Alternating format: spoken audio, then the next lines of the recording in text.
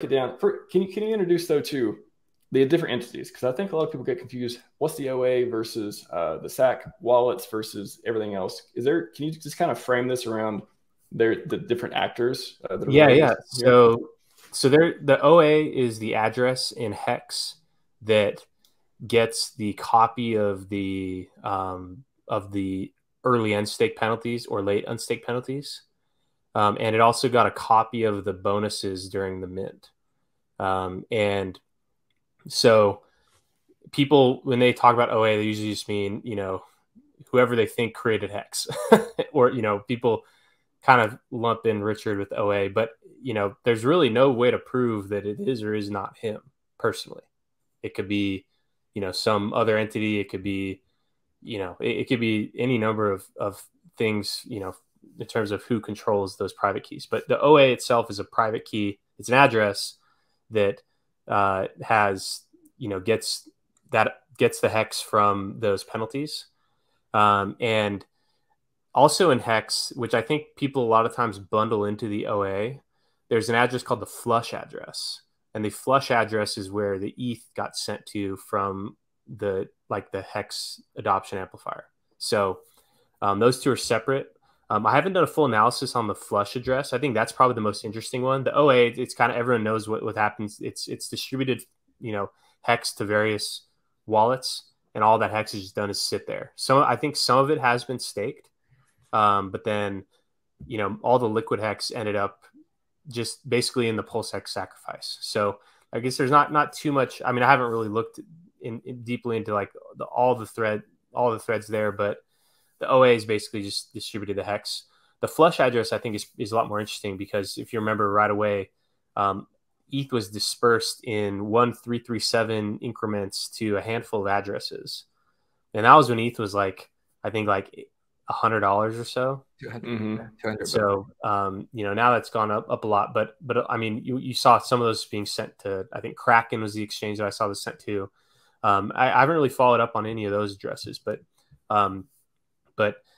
so there are those two addresses in hex, and then, but I think people generally lump them all into OA. But then with the sacrifice, there's the PulseChain sacrifice address, and then the PulseX sacrifice address. And then there were all the addresses that received transactions directly from either of those two addresses, which there's really no way you can't know who those are. But there were some patterns that I picked up on in looking at all the addresses that received from either of those two addresses, that makes me believe that they're all the addresses listed there are part of the same just operation. So, so with that, there were, some PulseX ended up with most of the hex, because the PulseChain sacrifice sent all the hex that was in there to the PulseX one. But interestingly enough, it wasn't included in the PLSX distribution. I don't know where that however many trillion PLSX it had earned actually ended up. But if you look back at old versions of the sacrifice checker, the PulseChain sacrifice address was credited with a lot of PulseX. But then after some time, those how it that sacrifice checker shows the what version. You can look at the versions. At some point, one of the versions, it just stops including the PulseChain address. So I know there's some other addresses that were related to the AMM bot that had a bunch of PulseX, so maybe it was distributed there. But I'm not really too sure about that. But the PulseChain had sent to a handful of different addresses, and the PulseX had sent to a handful of different addresses. And the common thread was that all the coins that were not hex got sold into either ETH or stable coins. Almost all of the ETH, what was it, 16,400 ETH was sent out through Tornado Cash. And all the stable coins just sit there. And the only action that's been taken was some trading, consolidating into DAI in March. And since then, there's been no other actions. So one interesting thing about the the PulseX, or no, this was funds coming out of the PulseChain sacrifice. A lot of REN BTC was minted, so I think a lot of Bitcoin went into that, and then so REN BTC would be minted, and then sold for ETH or sold for USDC, and then one of those like sub addresses put in like a $2.6 million liquidity position in Hex on the Hex USDC pair, and when you look at the chart on Hex, the price that it was like pretty like below the like, because that was when the price had started dipping. It was between like what 3 and like 3.5 and 5 cents or so. Yeah, it says right there. And then so there was basically a big buy order sitting there, and it didn't get hit for a while. Then finally, like a couple months later, price started testing that. And so since that liquidity position has been there, price has gone back and forth through it like 5 times. It went down, up, and now back down. And so now that price is below that liquidity position, which used to be USDC, now that liquidity position is entirely Hex. So there's like 66 million Hex that's basically sitting for sale in that liquidity position because price is now below that. And so that was pretty interesting, kind of the liquidity moves. What was the point in doing the liquidity on that? Like, what was the goal, you think? I don't know. It's like part of me thinks that maybe it was to just, inject some liquidity, almost like an airdrop. It's like, an airdrop via liquidity injection. It's like just a way to, it's like $27 million was given to, medical research. A lot of Hex was absorbed. So maybe I think just in tandem with like absorbing all that liquid Hex and then introducing some liquidity there, maybe the intent was to, maybe try to create some type of price floor, which didn't actually hold. So I think, and now that there really hasn't been any type of liquidity injection from these addresses into PulseChain, it actually makes me think that that was a pretty important learning experience, that like there's almost no hope in trying to redirect price. And so to me, that's kind of proof that like really like that OA or any of these entities really don't have control over the price as much people might think they would, because, in things like that, which, may be like an attempt to, try to, sway price, it's just overwhelmed by the market. And so, because testing influence, testing theories. Yeah. And also if you're propping up the price, like somewhere where the market doesn't want the price to be, then, it can get corrected. And so I think that was actually a pretty valuable learning experience for them, was that, maybe it kind of falls outside of their responsibility to try to put some curb on like the downside. And so, so that was, I thought that was pretty interesting. And then also related to that, there's an address that had put in liquidity, like $10 million of liquidity at similar range. Price never reached there, but then they removed the liquidity and then sold that USDC for ETH and then sent that out to through Tornado Cash. So I think maybe at that point in time, I don't know if they just, needed liquid funds and, for whatever. And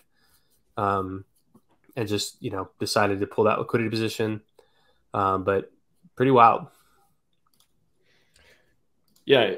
Is there anything through your research too that became a theme of them trying, maybe testing theories, trying to see if there's any influence in the market, but also, is there anything that looked like it would be good for Hexagons or bad? Like, is there something that some of these moves, do they look like benevolent type of moves, or did you get any like feeling from either the outcome or the intention?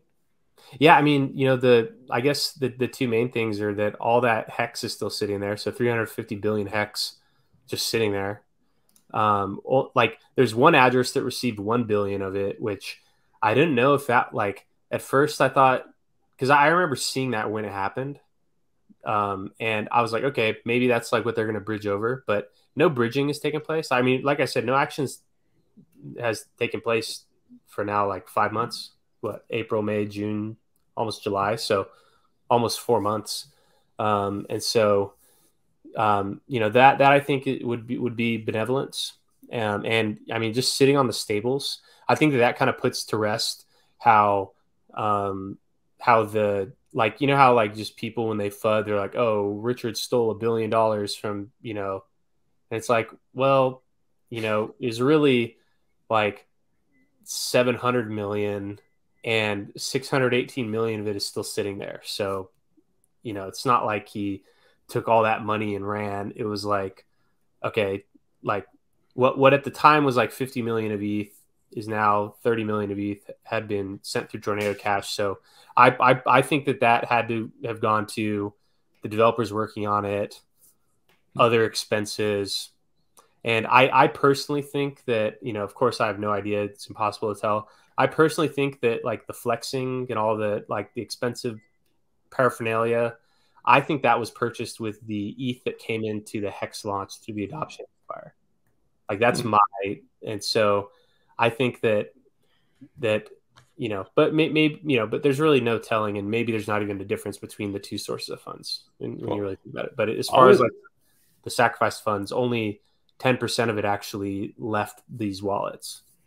I always assumed that all of the personal purchases were just from his already rich fund of money and all that. I always assumed that. I mean, of course, couldn't prove that, couldn't prove otherwise, but like that's what I always assumed, at least. I don't know. I never thought about him actually spending the money through any kind of adoption amplifier or sacrifice phase on Prada. But I mean, if he did, I wouldn't be mad either. But I always assumed like, yeah, rich guy's already rich. He's just trying to spend more of the money that he has.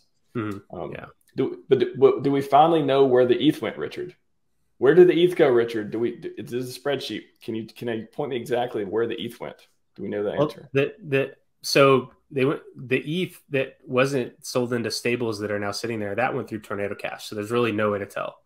Maybe like you could sleuth around, because I mean it must have been a pretty substantial like portion of the funds in Tornado Cash. I mean, I don't know the Tornado Cash volume, but it's actually kind of amazing. This, like, if you look at some of those addresses, it's literally just like a wall of 100 ETH transactions into Tornado Cash. So that was pretty wild to see. And that was, I think, before all the legal issues with the Tornado Cash founder kind of started happening, and before exchanges started kind of blacklisting addresses that were related to it. So I really honestly, like, I don't even know if like what the outcome was from those, like, because what if you're sending the Tornado Cash to like, one of the developers working on it, and they try to deposit it on an exchange and their account gets flagged or something. So like, I don't really know what the outcome is there. And maybe that, that amount was like an attempt to kind of conceal it so that it could be, used for anything, maybe speculating in the ecosystem, or maybe injecting liquidity where, you don't necessarily want people to like know or think it's you. So I really don't know. Maybe it's some balance of that. Maybe, somewhat to payroll for the developers working on it. Some, maybe some of that ETH did end up in PulseChain, and you'll never know who it was. Yeah, I mean, once it hits the Tornado Cash, I just assume that it's spent, however it may be. Yeah. Mike, too, what do you think, because the picture in this tweet thread said, what do you think will happen with all this money? I would ask that, OG Mike, what do you think? Do you think there's any plans, liquidity providing or otherwise?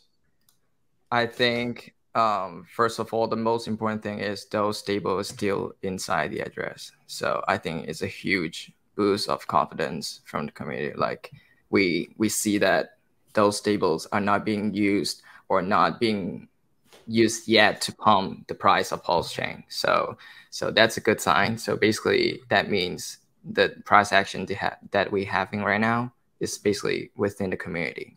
So I think the ETH from hacks, probably a portion of it is being used to kickstart the pump of hacks. I think that's my thought on that. Probably like I don't know, 10% of it or something like that. And other ETH are going to use to have a lot of development in the future for PulseChain as well. So, but I think the ETH, it's not the most important thing from AA lobby. I think the stable coin is the most important factor, whether it's being used or not in the future, because it's whenever those stable being moved, even a small portion of it, it will become a huge news within the community, and people will start speculating, are they gonna being used to pump PulseX or PHEX or whatever. And but I think this type of narratives or this type of news won't come until the late bull market. I mean, like probably like until late 2024 or 25, something like that. So yeah. But the catcher too, so if he did want to help Hex in some way or help PulseChain or PulseX LP, I know that it was what, 2%. I was talking to Dylan from Fiat Fatty, all that the other day, and he was saying 2% of the AMM bot, only 2% of that liquidity AMM bot scooped up had even been deployed on PulseX. So is there, like, what are the ways, Tornado Cash is gone now, or maybe there's a private one, or maybe there's one coming to PulseChain, but how would these things, or like what are the most, like, how would they be used to help the community if they were to chose to do that? Yeah, I mean, no telling what they'll do. I think that probably the most effective thing to do would be to not try to make any type of bottom in the market, because, like, if you think about it, the reason why Hex really succeeded as a community was that there was a substantial number of people that got in at really low prices, and then they experienced good upside, and then that turned them into, crazed advocates for the system.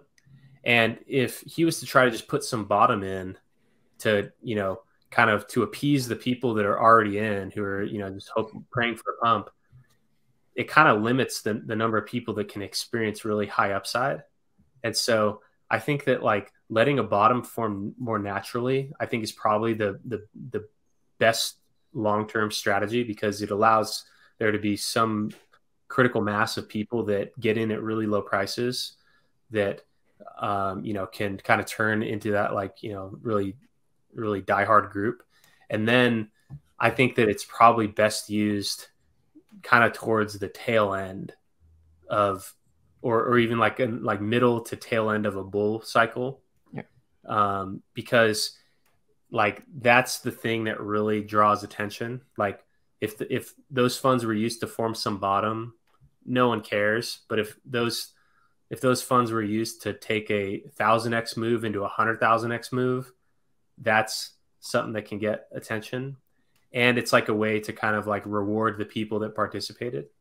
And, because it's always good, because, like, probably like the biggest, like, kind of the negative impact of, like, the bull cycle in Hex was that it was mainly smaller accounts that were really driving the price up way at the end.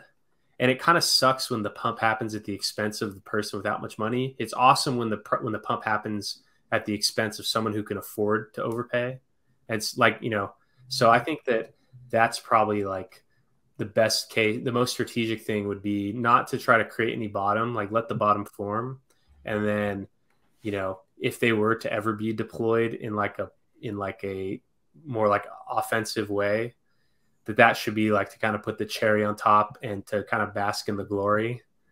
And also, like, that is like the reason why price goes up so much and then comes back down is because when the people that bought at the top then sell, that's like really like mega downwards. But if it's an account that, like, doesn't ever really need to sell, and, like, truly doesn't need to sell, not like how Godwhale doesn't need to sell, like, I'm talking about, like, basically just like injecting, it's like it'd be like an airdrop. It's like, it'd be an airdrop to all PulseChain people. Some people would capitalize on it and they'd have a realized airdrop. Other people might sit on it and they have a paper airdrop. But buying a lot of the supply later on in the cycle to really drive it up, that's like a source of supply that is less likely to come back on the market on the sell side. And so I think that's probably would be the best use of it, not bailing out any type of bear market. Because if you get a bear market bailout, then it's like the bear market never ended. But if, it's like a natural bear market ending, and then that's used to kind of put the cherry on top, I think that's probably best. I remember him saying so many times, like, basically stuff around like hoping that, let all these things happen, let the bear market in so we can go into bull. I remember so many different streams over the last, it streamed for a while, but the ones before that, he was just like, it kind of meets the ethos of like, okay, bear has to happen, but then, so if he doesn't need the money and, we believe it wouldn't be, just selfishly use your island or whatever like that, is that the play is basically fuel in the bull market. Like that is the way, one way or another, deploying it in a way that maybe not influences as much as just supports. And the 10,000x meme comes back to life. That'd be cool. And I remember vividly from a very old stream, he's talking about Hex at the time. He's like, what if someone with a lot of money just mooned the price just to brag? And so, like, I think that these thoughts are already in his head, and but in some ways, I am kind of surprised that there's been nothing has happened with these funds since the launch. But maybe it's just like there's like a long-term plan for these, or maybe like something else that was interesting is that, like there was a liquidity, like when the liquidity was pulled, there, like on that day, let's see, on the spreadsheet, I think it's like OX51B. It's like where it minted a true shit ton of Ren BTC and Ren Doge, sold it off for ETH and USDC, and talked about those liquidity moves. I was trying to look at like the dates on some of these things and link them to like what was going on in the ecosystem at the time. And when he pulled the liquidity on 126, there was then a 5-day period with no tweets. So perhaps these keys are like, they're stored in a way that's just like not really accessible. Like you really have to go out of your way to get to these keys. And so maybe that's, part of why there just hasn't been much action on these, is that it might be a true pain in the ass to actually, access these keys and do anything with them. So, that there may be some of that influences kind of the infrequent activity. I think we talked about the OA and stuff before, and just all the entities that have all this stuff. It almost seems like it would make sense for it to be an organization or a company, and it wouldn't even be one person. It would just be protected by all these different layers and like hard to get to, as you said, and just different layers of legal protection and stuff as well. And then like almost like a trust, that kind of thing, where it's like, you have to jump through hoops to get to it or not get to it as well. So, interesting if it was like a mix of like maybe some of the funds are like totally protected by something that makes it hard to get to, and then some of them are maybe could be used for fuel in a bull market, or just being benevolent acts of any kind.